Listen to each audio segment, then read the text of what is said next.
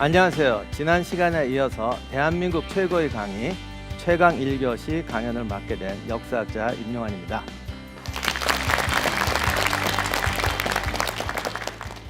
요즘은 평점 사회가 돼가지고요. 뭐든지 지나가면 평가가 따르는데 그래서 평가가 안 좋으면 두 번 못 써요.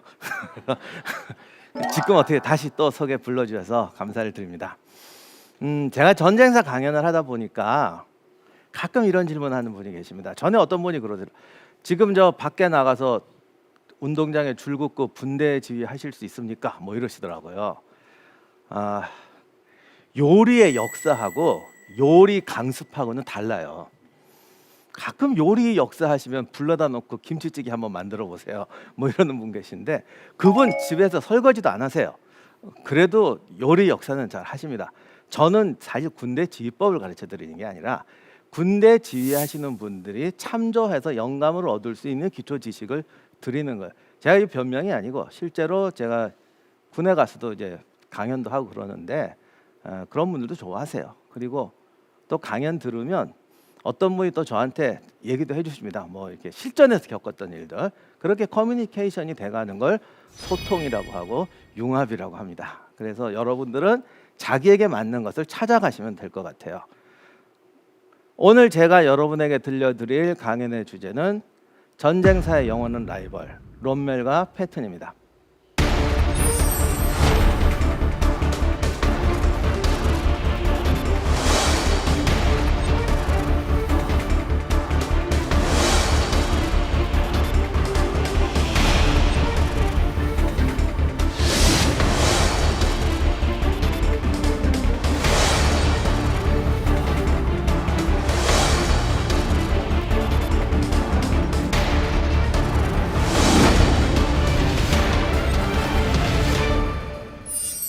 롬멜이 1차 세계대전에 참전해서 자기도 그 얘기 다 잊어버렸는데 나중에 대령이 될 장군 진급을 하려고 그러니까 이분이 저기 귀족 집안은 아니에요. 그러니까 속된 말로 스펙이 아주 좋지는 않아요.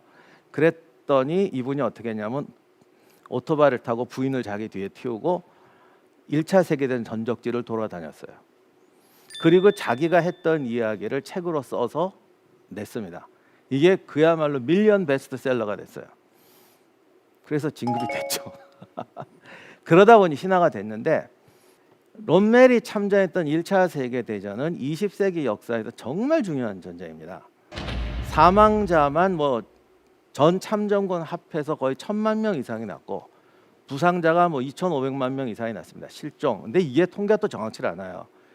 정말은 어느 정도인지 모르는데 그냥 간단히 말씀드리면 영국이나 독일이나 프랑스나 이 주 전쟁터였던 사람들은 자기 친척 남자 중에 참전 안 한 사람이 없고 뭐 그땐 형제들이 좀 많잖아요. 뭐 하여간 사촌 이내에 참전 안 한 사람이 없고 전사 안 한 사람이 없고 부상자 없는 집이 없어요.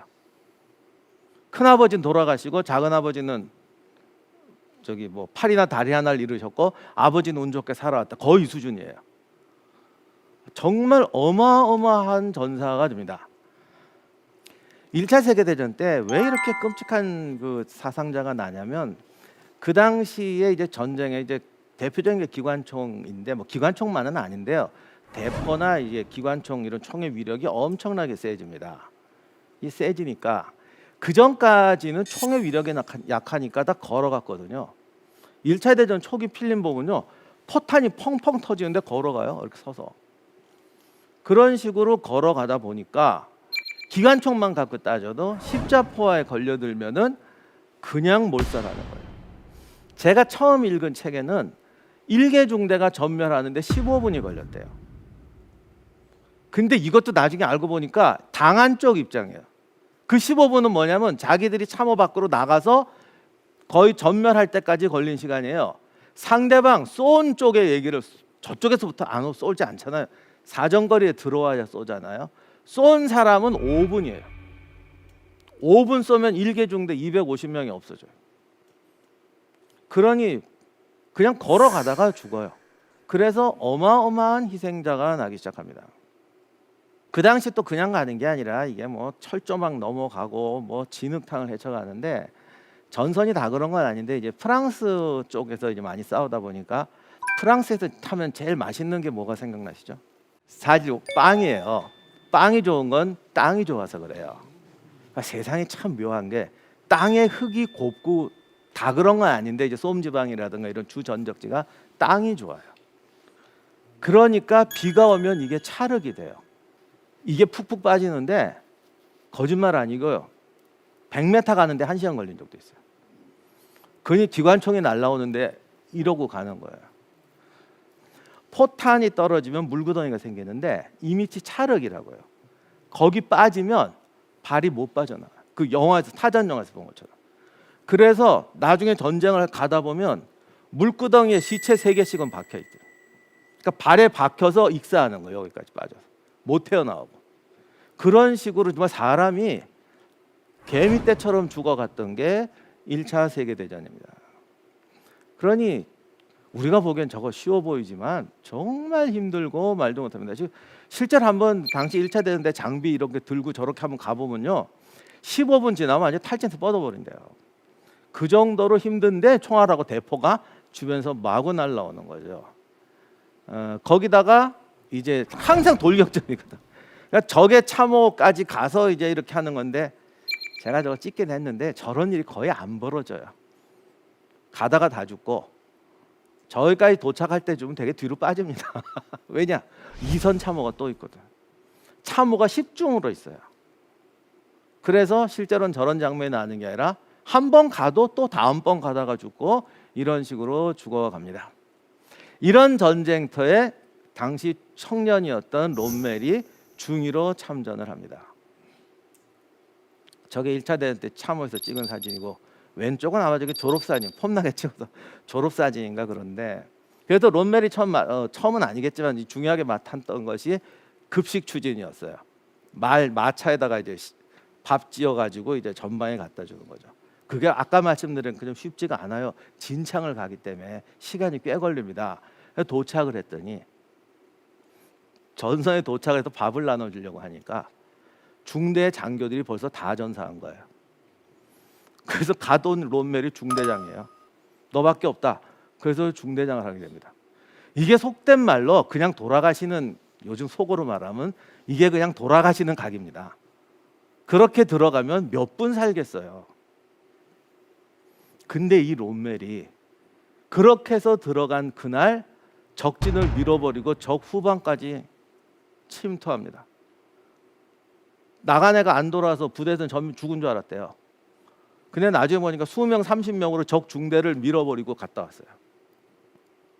여기서부터 이제 롬멜의 신화가 시작이 돼요. 롬멜은 돌격해서 실패하는 적이 없어요. 단 한 번도 자기가 목표했던 진지를 점령하지 못한 적이 없어요. 한 번 공격으로. 이게 정말 대단한 거예요. 그래서 신기록을 쌓아가다가 어느 날, 그것도 이제 전쟁 거의 이제 마지막 왔을 때 한 번 공격했는데 실패한 적이 있습니다.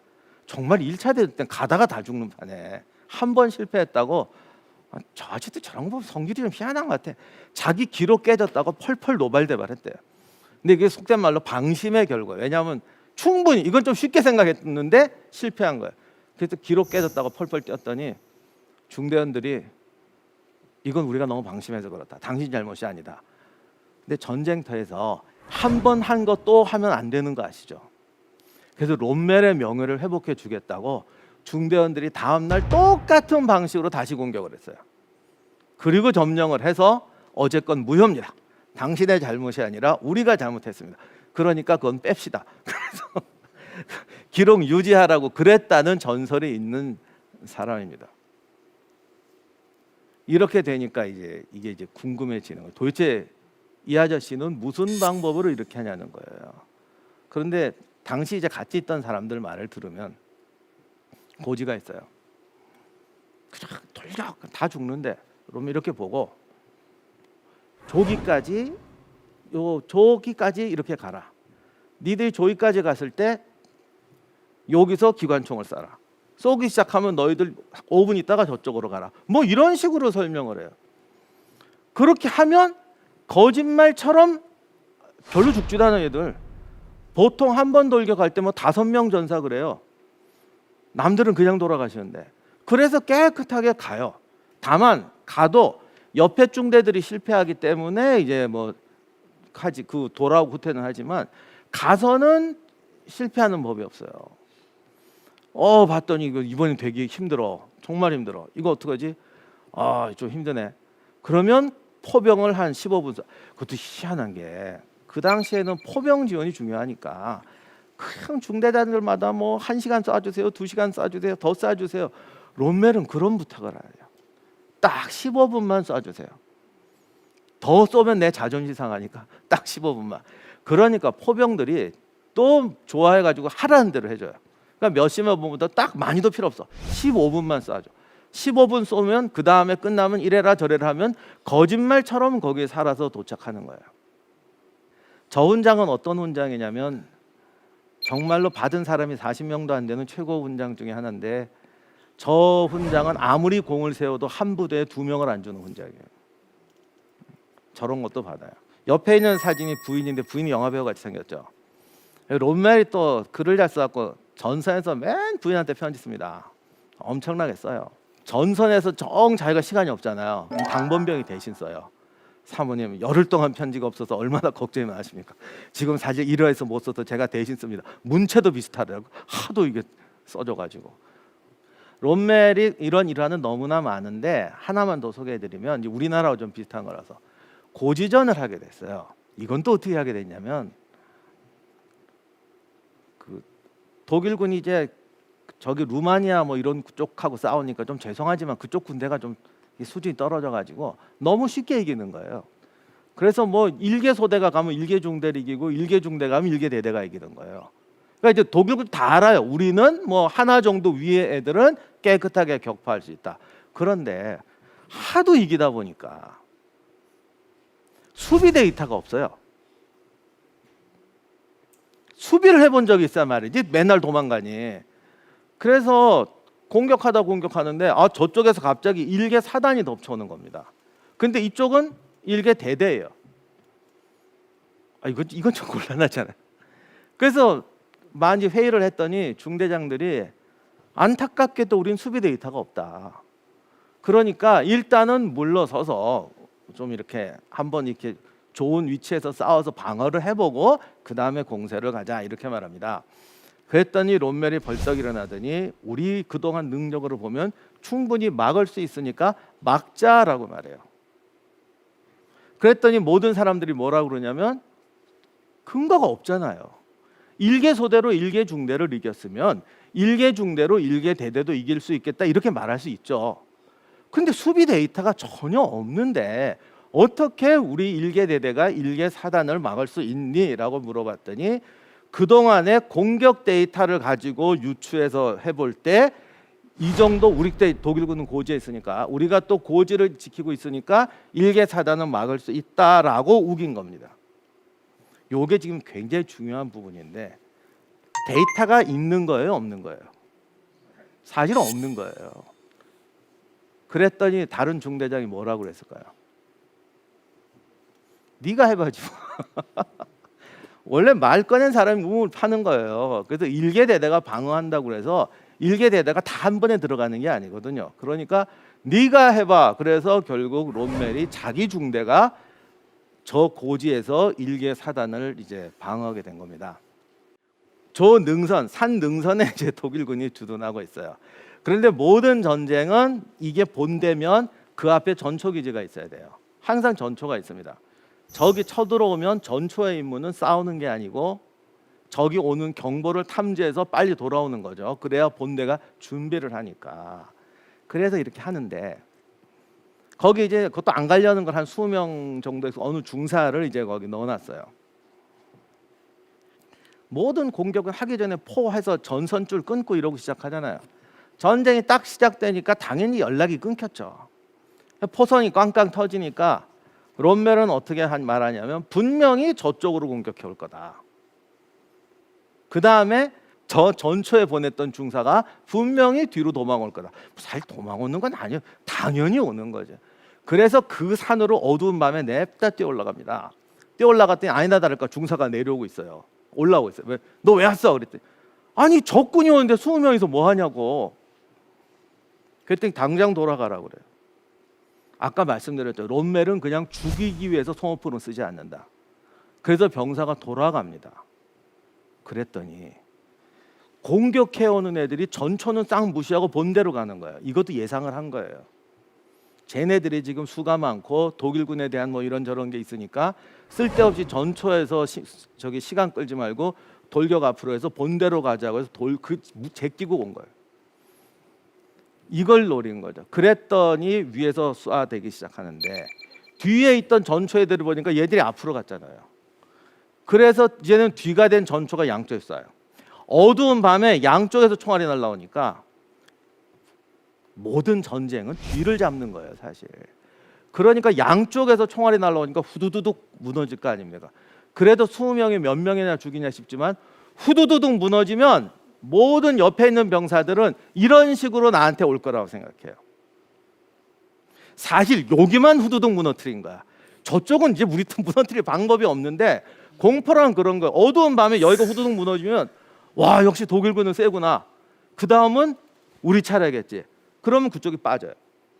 그럼 옆에서 그 다음은 우리 차례겠지. 그래서 빠져요. 그래서 저 전투에서 가볍게 무찔러요. 그런데 롬멜은 재미난 게 이렇게 하잖아요. 여기 해결됐잖아요. 그런데 공격을 저기만 아니고 사방에서 다 했을 거 아니에요. 그러면 지금쯤 1소대가 고생하고 있을 거야. 그러고 1소대로 뛰어가요. 아니나 다를까 소대장이 이제 더 이상 못 버티겠다고 이제 후퇴하려고 합니다.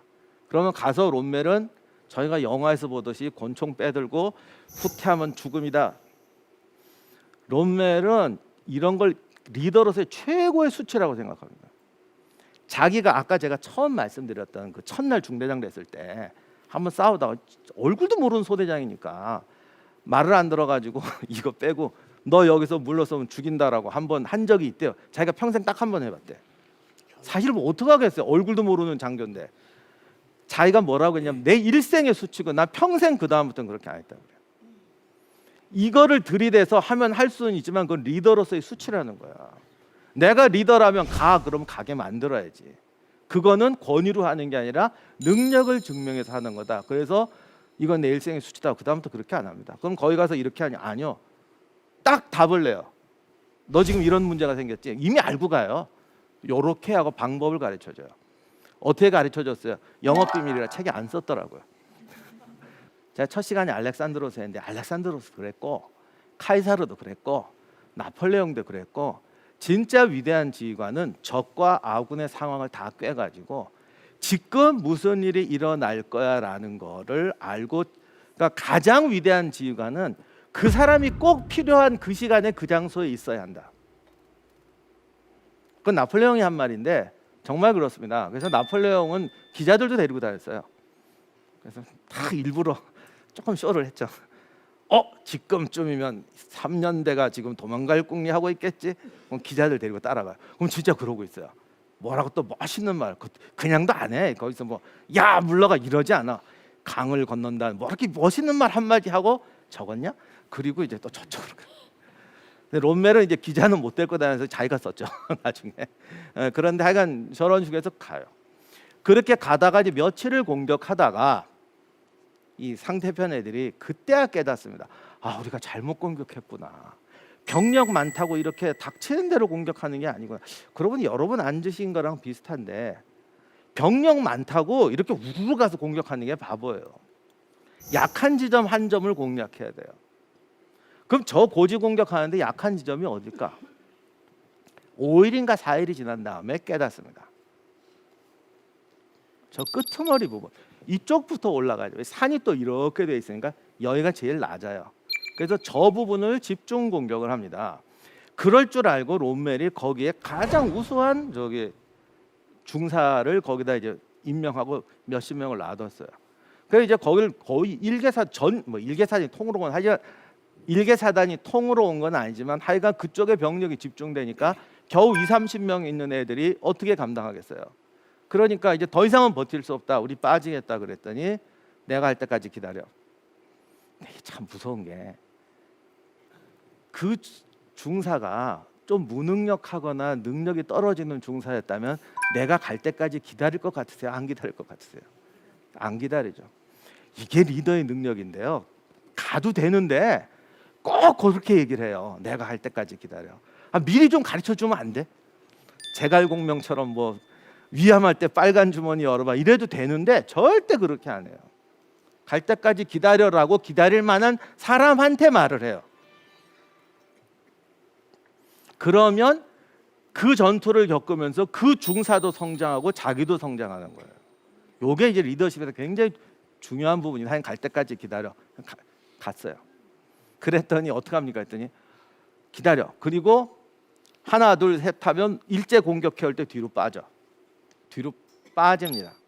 적이 여기가 만약에 그 수명이 있던 곳이라면 이미 고생했잖아요. 구멍이 나니까 신나니까 다 뛰어들어요. 뛰어드니까 미리 그쪽에다 박격포니 기관총이 맞춰놨다가 집중 포격을 해서 거기를 아주 몰살을 시켜버립니다. 그리고는 다시 이제 독일군이 들어가요. 그러니까 밑에 애들이 이게 전쟁터에서 이런 일을 당하면 논리적으로 한 번 했으니까 두 번 또 당하겠냐, 뭐 옆으로도 이런 생각 못 합니다. 물론 그런 생각하는 부대도 있어요. 그건 우수한 부대죠. 그러니까 롬멜은 이걸 아는 거예요. 쟤네들은 이렇게 한번 후다닥 하면은 이제 그걸로 끝이다. 그래서 밀어붙였더니 그날로 깨끗하게 후퇴해버립니다. 그래서 5일 동안 이 고지를 깨끗하게 사수를 하죠. 이게 롬멜의 무서운 점이에요.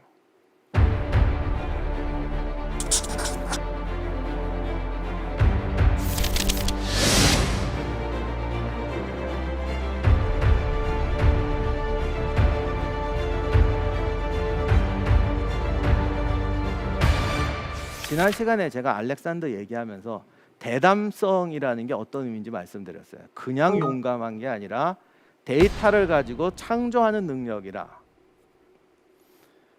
제가 강연할 때 꼭 말씀드린 얘기가 있는데 소위 이걸 우리 농담으로 데이터맨이라고 합니다. 뭘 하든지 데이터 챙겨보는 사람. 반드시 실패합니다. 왜냐? 데이터 의존증이라고 그러는데 데이터를 그건 사실 잘못 사용하는 거예요. 요게 이제 좀 비판적으로 얘기하자면 전례가 있습니까 하는 말하고 똑같아요. 제가 어디랑 일을 해보니까 대한민국에서 제일 무서운 말이 전례가 있습니까 더구만요. 그게 데이터 의존증이에요. 데이터 의존증은요 요즘 같은 시대가 아니고 알렉산더 시대에도 안 통해요. 그러니까 데이터를 뒤져서 요 상황에서는 요렇게 해야 됐네 하고 그대로 하는 거예요. 그러면 전쟁에서도 집니다. 한 번은 이기지 상대가 알고 나오잖아요. 옛날에 그 무협지라기보다는 그 도장 깨기라는 게 있는데 중국도 있고 일본도 있는데 그 가끔 무협지 영화 보면 왜 무술 고수들 있으면 누가 착 찾아오잖아요. 당신이 고수인 줄 알고 뭐 이렇게 한번 대결해 보자. 영화에서 보면 맨날 이러고 둘이서 탁 제자들 앞에서 막 이렇게 붙지 않습니까? 사실 그렇게 안 해요. 그렇게 안 하고 절대 못 보게 하고 안 보는 데서 둘만 싸웁니다. 두 가지 설이 있는데 들어가서 이제 이랬다는 이러기 위해서라는 설도 있고, 근데 사실 그런 경우도 있었을 거예요. 그리고 또 하나는 절대 초식을 안 보여줘요.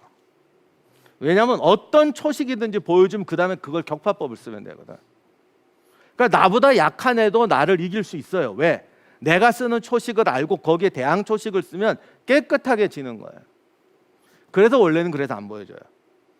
어느 경우가 많은지 잘 모르겠어요. 그러나 하여간 이유는 그래서 안 보여주는 겁니다. 그래서 데이터는 전쟁에서 두 번만 써도 망하는 경우가 허다해요. 그래서 그건 데이터맨이 아니에요. 데이터 의존증이지. 그럼 롬멜은 어떻게 하느냐? 일단은 데이터 분석은 해요. 철저하게 하는데 포탄이 날라와요. 포탄이 날라오면 군에 계신 분들은 다 아세요. 포탄이 날라오면 어떻게 하냐? 참호를 파야죠. 그리고 서 있을까요? 엎드릴까요? 당연히 엎드리죠. 전쟁 영화 보면 포탄이 막 터지면요 겁이 나니까 막 파요. 죽은 시신들 보면 다 손톱이 나빠져갖고 새카만 경우가 굉장히 많습니다. 이렇게 막 파가지고 한 20cm 배만 들어가게 파서 엎드리는 경우가 있어요. 자, 이렇게 팠을 때 그게 도움이 될까요? 안 될까요? 도움이 된다면 몇 %나 될까요? 우린 데이터 하나도, 여러분 뭐 군인은 아니시지만 그런 얘기 들어본 적도 없으시죠? 그다음 또 이런 게 있어요. 엎드려도 숲일 때, 자갈밭일 때, 모래밭일 때, 계곡일 때, 포탄이 60mm 때, 80mm 때, 105mm 때, 155mm 때, 유산탄일 때, 고폭탄일 때, 장렬탄일 때, 철갑탄일 때, 이거 데이터 다음 몇 개 나온지 아세요? 순열조합으로 어마어마하게 나옵니다. 이분은 어떻게 하시냐면 그냥 엎드리는 게 아니고요. 그 데이터를 다 내요. 심지어는 이렇게 해가지고 30cm 배만 가렸더니 그래도 몇 명 덜 맞더라. 문제는 이 수많은 조합을 다 겪어볼 사람은 아무도 없다는 거예요. 이렇게 데이터를 내니까 어떤 경우도 있냐면 가는데 숲을 지나는데 갑자기 포탄이 떨어져요. 데이터를 탁 내는 거야. 숲에서 하니까 사상률이 15%다. 그러면 지금 엎드리는 것보다 차라리 들고 뛰는 게 낫다. 그럼 뛰면 뒤로 뛸 거냐? 아니, 앞으로 뛰어. 저게 포대를 향해 뛰자. 공격 앞으로. 그러고 뛰는 겁니다. 이걸 잘못 배우면 전쟁에 포탄이 떨어질 때 숨는 자가 있고 돌격하는 자가 있다. 공세적으로 나가면 이긴다. 다 죽습니다. 그러다가 나중에. 이렇게 하는 게 아니고 본인은 철저하게 계산해서 하는 거예요. 이거를 겪어보지 않은 것도 상황 계산을 해요. 내가 유산탄에서 숲에서 이렇더라. 155mm일 때 자갈밭에서 맞으면 사상률이 얼마라겠구나. 자기가 추정을 해서 그 다음 행동을 결정하는 거예요. 그거 추정 아닙니까? 데이터에 맞춰서 추정해 본 사람은 그냥 추정하는 것보다 성공할 확률이 훨씬 높아요. 이게 있는 데이터를 재활용하는 사람과 있는 데이터를 창조적으로 활용하는 사람의 차이입니다. 엄청나게 중요한 거예요. 우리가 세상을 살면서 모든 경험을 얼마나 해보겠어요? 못하죠. 옛날도 아니고 인구도 똑같고 뭐 사람도 똑같고 뭐 똑같이 산다면은 그 데이터를 활용해 볼 수도 있겠지만 조선시대도 10년이면 강산이 변한다고 했는데 항상 변화 속에서 만드니까 데이터라는 것은 절대로 있는 거를 재활용하는 게 아니라 그거를 분석해서 새로운 상황에 창조적으로 적용해야 된다. 창조적으로 적용하는 것도 수없이 훈련을 해야 된다. 요게 또 중요해요. 그게 대담성이에요. 못한 사람은 평생 못 해봐요.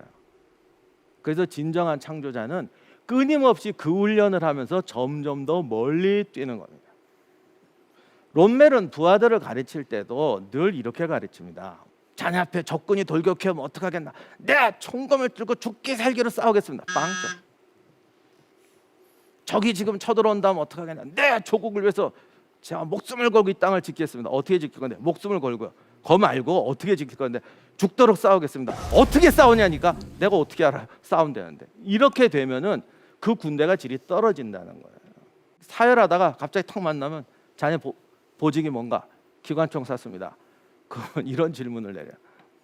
자, 아군 부대가 저쪽에 있는데 지금 적한테 포위됐어. 우리가 20분 내로 가지 않으면 전멸이야. 그래서 아군 부대가 구하러 가려고 했는데 중간에 오두막집이 하나 있는데 거기서 적 기관총이 우리를 향해 쏘고 있어. 이럴 때 어떻게 해야 돼? 어떻게 해야 돼요? 기관총을 측면으로 맞으면서 5분이면 죽는데요. 기관총을 측면으로 맞으면서 아군을 구하기 위해 뛰어갈까요? 아니면 우리라도 살아야 되니까 기다릴까요? 이런 질문을 던지면 우리는 벌써 철학적인 논쟁으로 돌아가요. 내가 살기 위해서 동료가 죽는다는 걸 봐야 되느냐, 이런 철학적 도덕적 논쟁으로 간다고요. 롬멜은 그런 논쟁 자체를 거부해요. 군인이 동료를 구하는 건 당연한 거예요. 그러나 동료를 구하기 위해서 우리가 전멸한다면 그것도 무의미한 거예요. 그럼 어떻게 돼? 방법을 찾아야지. 시간이 없잖아요. 저 기관총 어떻게 할 거냐? 오두막이 함정이에요. 오두막 집에 있으면 소위탄을 던지고 불을 질러라. 근데 이게 웃기는 게 그 집에 가서 불을 지르려면 힘들잖아요. 근처를 지르면 대부분 애들은 우리가 불에 타 죽겠구나, 적이 우리를 깨트리는 법을 찾았구나라는 걸 암시만 주면 밖으로 나온다는 거예요.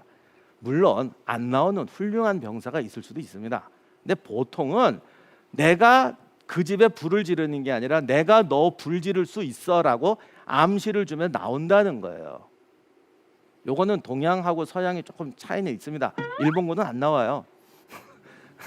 걔들은 가서 질러줘야 돼요. 어쩔 수 없는 게 있는데 그건 좀 문화적 차이는 있습니다만 아무튼 그런 식으로 암시만 줘도 나온다는 거예요.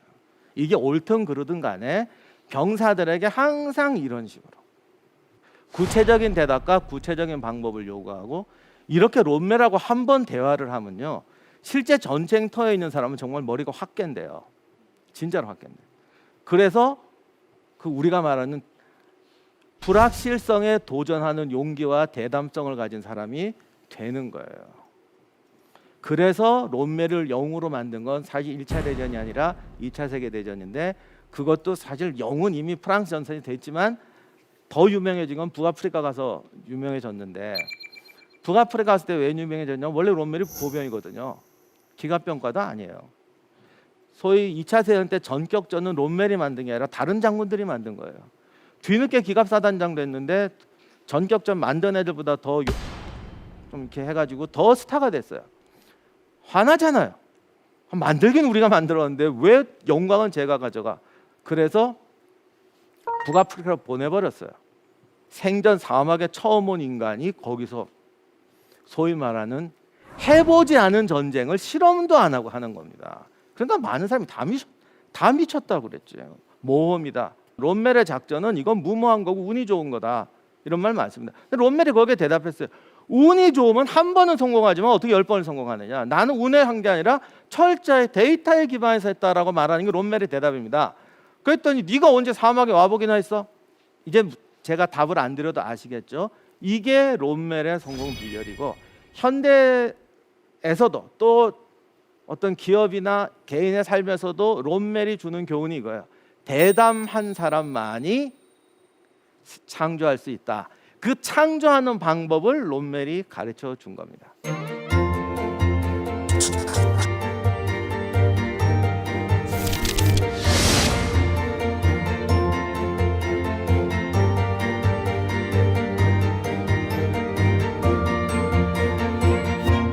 롬멜과 같은 시대에 똑같은 기갑부대 전격전을 운영했던 장군이 한 명 있습니다. 미국의 패튼이죠. 근데 이게 롬멜하고는 좀 달라가지고 롬멜은 사람이 술도 안 하고 담배도 안 하고 욕도 안 하고 부인한테도 정말 충실했어요.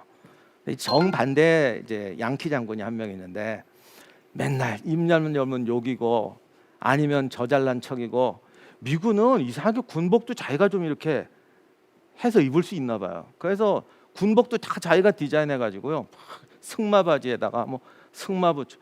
지금 있는 돌아다니는 사진은 그래도 좀 점잖은 거고 중령 땡가는 뭐 저기 그 옛날 나폴레옹 시대 기병 갑옷처럼 막 이렇게 추 달리고 레이스 달린 거 입고 살고 뭐 하여간 그래서 장군들은 제일 싫어했대요. 집이 또 되게 부자예요. 부인은 더 부자예요. 별명이 남작 부부였어요. 중2 때 부대로 부임해 오는데 사단장보다 더 좋은 차를 타고 다녀요. 그래서 롬멜이 평생에 제일 싫어한 게 헌병이라고 그러는데 교통 딱지 뗀다고. 맨날 이러고 다니고 그 당시 미군도요 군인 대우가 형편없어가지고 하급 장교들 월급도 형편없었어요 진짜로. 그리고 막 컨테이너 막사에 살고 그랬어요. 지금 한국군보다도 100배 못해요. 근데 컨테이너 막사에 사는데 드레스 입고 밤에 저녁 식사할 때는 은초대 갖다 놓고 부인은 드레스 입고 이분은 다 연밀복 입고 스테이크 썰고 그것도 은식기 뭐 이런 걸 하인 요리사 다 두고 살았어요. 그래서 이분들 별명이 남작 부부였어요. 그러니까 속된 말로 사람들이 재수 없어 하는 행동은 다 해요. 그 다음에 병사들 입장에서 보면 병사들 괴롭히는 데는 일가견이 있어요. 제가 군대 갔다 온 분인데 군에서 좀 제일 힘들었으니까 좀 이렇게 어이없었던 일이 뭐냐면 그 트럭 타이어 구두약으로 닦는 거라고 그래요. 수송부대에 있던 애들은. 그래서 30cm라도 움직이면 다시 닦아야 돼요. 그래서 그 검열 나오면요 모든 수송부 차량이 꼼짝도 안 해요. 흙 묻히면 안 된다고. 우리가 생각해도 그럴 때 바퀴를 어떻게 구두약으로 닦아? 이거 처음 시작한 사람이 패턴이에요. 욕할 사람이 따로 있더라고. 한 번은 2차 대전 때 그 프랑스 전선에 미국 그 의원들이 이제 시찰을 왔는데 그때 이제 패턴이 유명해져 있을 때니까 헌병이 딱 보더니 저기 지나가는 저 차가 바로 패턴 부대입니다라고 했어요. 그랬더니 의원들이 아니 부대 마크도 안 보이고 아무것도 안 보이는데 당시 저게 패턴 부대인지 어떻게 알아? 제가 아까 프랑스 땅은 진흙탕이라고 그랬죠. 이런 진흙탕에서 저렇게 반짝반짝한 차는 쟤들밖에 없습니다. 진탕을 지나도 항상 반짝반짝. 진흙탕에서 싸워도 군화 반짝반짝. 그 정도가 아니고 아프리카에서는 전투 나갈 때 넥타이 메고 나가게 했습니다. 그 군인도 정복 있잖아요. 사병들 넥타이 매잖아요. 그거 정복이지. 훈련 나갈 때 어떻게 전투 나갈 때 어떻게 넥타이 매겠어요. 사막에서 반팔 걷는 것도 못 하겠어요. 딱 와이셔츠 입고 넥타이 매고 누가 말하기를 내가 세상에서 본 군대 중에 제일 예쁜 군대라고. 그러니까 막 병사들이 말도 못하게 불만이 많아. 정말 불만이 많아.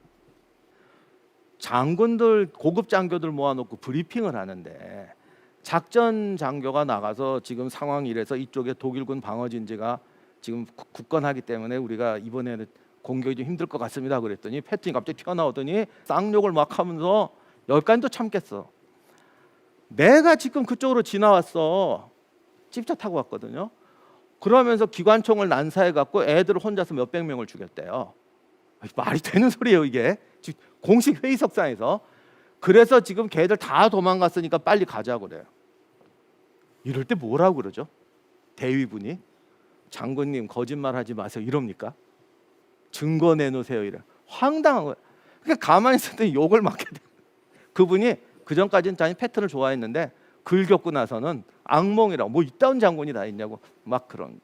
실제 패턴이 저 그림에도 나왔지만 특히 중요한 게 저 하얀 각반, 흰색은 아니었죠. 각반도 반드시 차게 했어요. 그러니까 병사들이 아우성이 난 거예요. 도대체 왜 이러느냐. 근데 이제 패턴이 한 말이 있어요. 미군은 그때까지 전투 경험이 없다. 그런데 북아프리카에 상륙했더니 상대가 누구게요? 롬멜이에요. 이미 전 세계적으로 유명해져서 롬멜이라 그러면 당시 영국군 장교들은요 정신치료까지 받았어요. 몽고메리가 북아프리카에 부임을 해가지고 롬멜하고 싸우려고 하는데 영국군 장교들이 하도 당해가지고 이제는 공포감이 나서 아예 싸우려고 안 하는 거예요. 그래서 몽고메리가 와서 했던 게 뭐냐면 요즘 말로 하면 심리분석관 뭐 이런 사람을 불러다가 장교들 심리치료까지 했다니까요. 그런데 미군이 상륙했는데 얘들은 전투 경험이 하나도 없는 애들이에요. 그랬더니 또 롬멜이 와서 인사를 했죠. 한번 휙 쓸고 가서 일개대들을 몰살시키고 거기 자기 패튼의 사위까지 포로가 됩니다. 그러니 이거는 우리가 싸울 수 있는 상대가 아니다라고 모든 미군 병사들이 겁에 질려 있어요. 이거를 이기는 방법은 실전 경험밖에 없어요. 그런데 실전 경험을 하려면 나랑 비슷한 애하고 싸워보면서 실전 경험을 하면은 어떻게 이게 되는데 아니 우리보다 100배는 많은 경험을 가진 애들하고 어떻게 싸우냐고 이거. 당시 독일군 이미 몇 년을 싸워온 애들이에요. 실전 경험을 내보내면 공포가 생길까요? 실전 경험이 쌓일까요? 실패 경험만 쌓이죠. 그게 공포가 되고. 이때에 아까도 말씀드렸지만 위대한 지휘관은 공식을 되풀이하는 게 아니라 방법을 찾아내야 됩니다. 패턴이 군복을 입어라, 넥타이를 매라, 그리고 이제 그 유명한 게 철모를 늘 쓰고 다녀라 막 이렇게 하는데 그거 가지고 욕을 어마어마하게 먹었는데 패턴이 하는 말은 뭐냐면 우리가 실전에 나가려면은 군대란 결국 옆에 있는 동료를 믿어야 된다. 어쨌든 병사들은 전쟁터에 왔으니까 싸우려는 의지는 있는 애들이라고요. 다 겁쟁이, 비겁자, 나 집에 가고 싶어 이런 애들이 아니란 말이에요. 그런데 현실적으로 자기 능력이 지금 의심스러운 거예요. 그러면 실전을 하는 대신에 일단 사람은 눈에 보이는 게 중요하다. 그러니까 군복도 적의 공포감을 느끼게 입잖아요. 그래서 철모를 씌운 거예요. 군인이 철모 썼을 때 안 썼을 때는 되게 달라 보입니다. 전투병처럼 보이거든요. 그리고 넥타이를 매라, 각반을 내라, 지지고 볶았더니 애들이 했단 말이에요. 이게 어떻게 논리적으로는 말이 안 되는데 전쟁터라는 게 원래 비논리적이잖아요. 이게 말도 안 되는 명령을 내리는데 하여간 병사들이 한단 말이야. 저렇게 행군을 한다고요. 그래서 어쨌든 착착 줄 맞춰서 해. 거기다 가서요. 야, 이거 실제 전투에서는 아무 쓸데없어. 야, 목소리 큰 게 무슨 소용이냐? 발 맞추는 게 무슨 소용이냐? 논리적으로 맞을 수도 있어요. 그러나 이렇게 하면서 남들보다 잘하고 우리가 잘하면 우리 동료와 우리 부대들은 전쟁터에 나가서 일사불란하게 하겠다는 믿음과 신뢰가 생기는 거예요. 이랬더니 과연 실전을 내보냈더니 얘들이 잘 싸우기 시작하는 거예요. 지금도 이건 우연이었다고 말하는 사람이 있는데 그래도 우리나라 장교분들이 제일 동의를 많이 해요. 우리가 이제 사실 패턴의 후계자는 대한민국 군대입니다. 다 하고 있기 때문에. 그래서 이런 거를 보고 신뢰감을 쌓아가는 겁니다. 그래서 패턴이 그 뒤에 무수한 전투를 하면서 2차 세계대전 끝났을 때 최고의 그 영광을 얻어서 승전 퍼레이드 할 때 맨 앞에 섰던 사람이 패턴이었습니다. 미국이란 나라가 어쨌든 2차 대전 후에 최고 강국이 된 중요한 원인 중에 하나가 그날 퍼레이드의 맨 앞에 태웠던 사람이 둘이 있는데 한 사람이 패턴이고 또 한 분도 어떤 사람이냐면 둘리틀이라고 이제 둘리틀 공습에 유명한 사람인데 이 두 분이 다 뭐냐면 실제 공적을 안 세웠다는 게 아니라 실제 공정의 양만 갖고 채운 게 아니라 소위 대담함으로 도전했던 사람들이에요. 불가능해 보이는 임무, 불가능해 보이는 전술을 사용해서 적을 무찔렀던 사람. 이거를 가장 높이 치더라고요.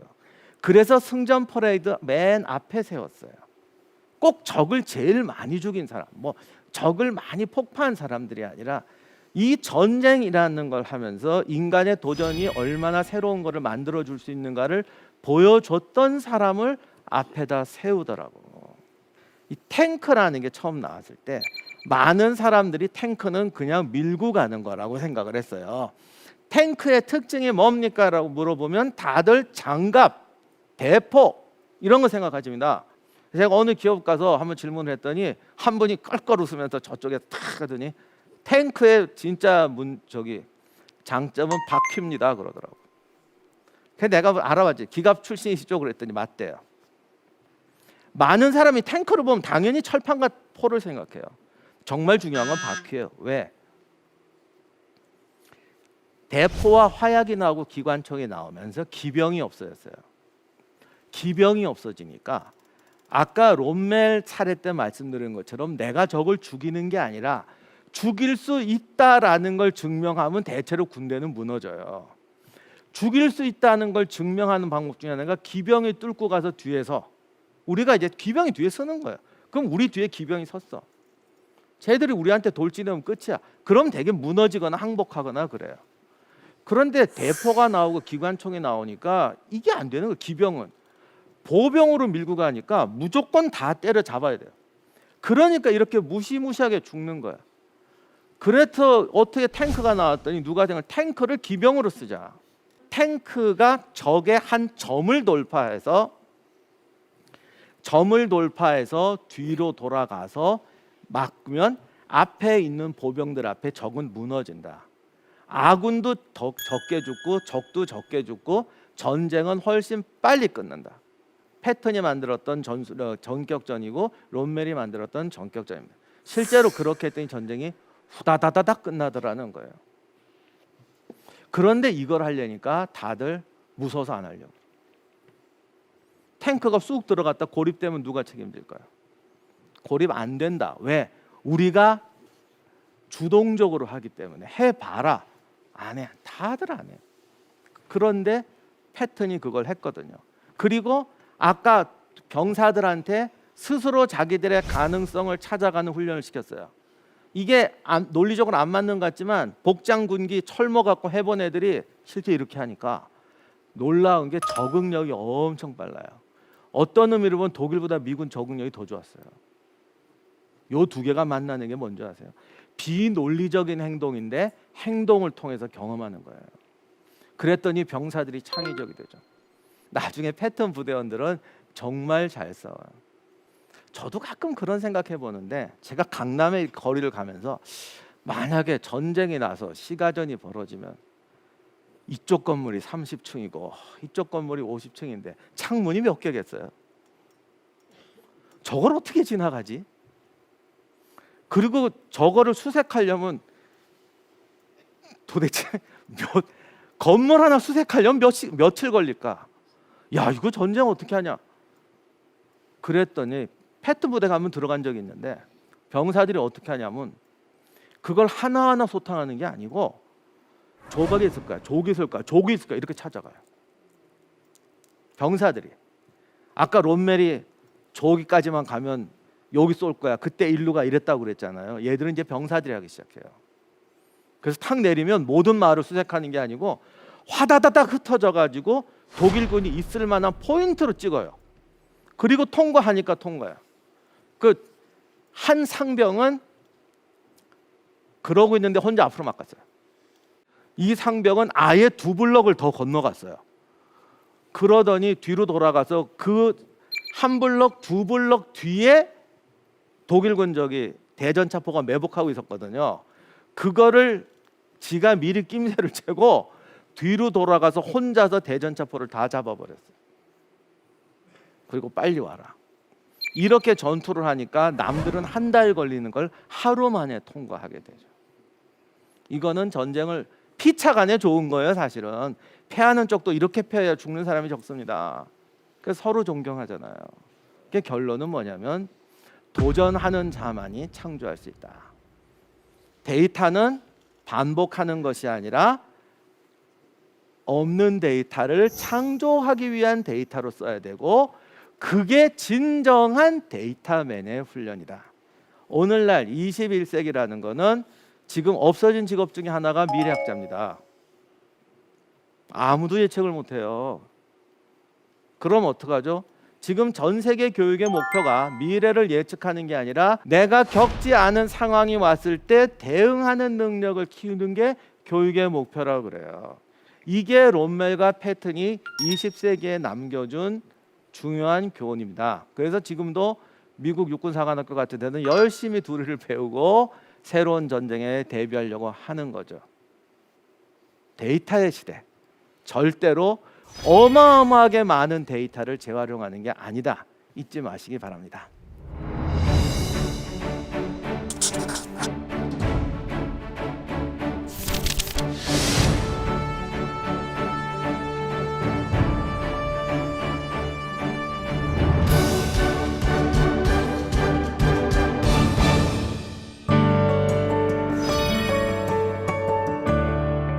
마지막으로 오늘 강연을 한마디로 정리해 보자면, 어제의 나 자신이 나의 첫 번째 장애물이다. 어제의 나 자신이라는 건 어제의 데이터입니다. 근데 그 데이터 중에서도 나를 제일 얽매는 건 자기 데이터입니다. 실리콘밸리에서 실패하는 사람의 70%가 자기가 옛날에 성공했던 거 되풀이하다가 실패해요. 그 사람들 명단 중에는요, 정말 어마어마한 사람도 있어요. 전설을 만들고 신화를 만들었던 사람이 스카웃돼서 그대로 기업 말아먹는 거예요. 왜? 자기가 성공했던 거 그냥 써먹다가 자기가 왜 성공했는지 데이터 분석을 하지 않고 써먹기 때문에 망하는 거예요. 아니면 더 이상 새로운 거에 도전할 용기가 안 생기는 거예요. 그래서 우리가 롬멜과 패턴을 존경하는 겁니다. 지금까지 대한민국 최고의 강연 최강 1교시 임용환이었습니다. 감사합니다.